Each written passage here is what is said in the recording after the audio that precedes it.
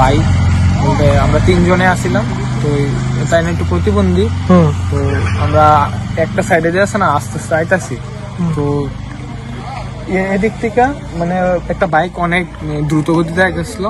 তারপর দ্রুত গতিতে আওয়ার পরে মানে বাইকটা অনেক মানে স্টানমান করে এই সাইডটা যাইতে কন্ট্রোল করতে পারছে না, মানে কন্ট্রোল করতে পারতেছে না বলতে একটু মানে নেশা টেশা করে আসলো মনে হয়, সঠিক করতাম পারি না।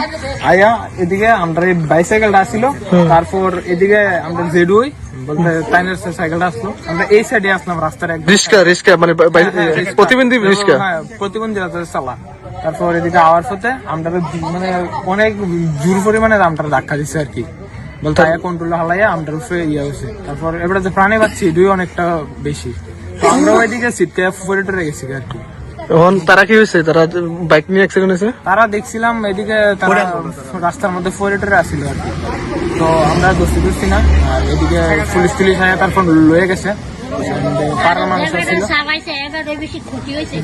যে চালাইছে হে বেশি অ্যাক্সিডেন্ট। এক কথা বলতে গেলে বাইকটা অনেক দ্রুত গতিতে চালাইছে, মানে একদম কন্ট্রোলের বাইরে, ঠিক আছে। তো আমরা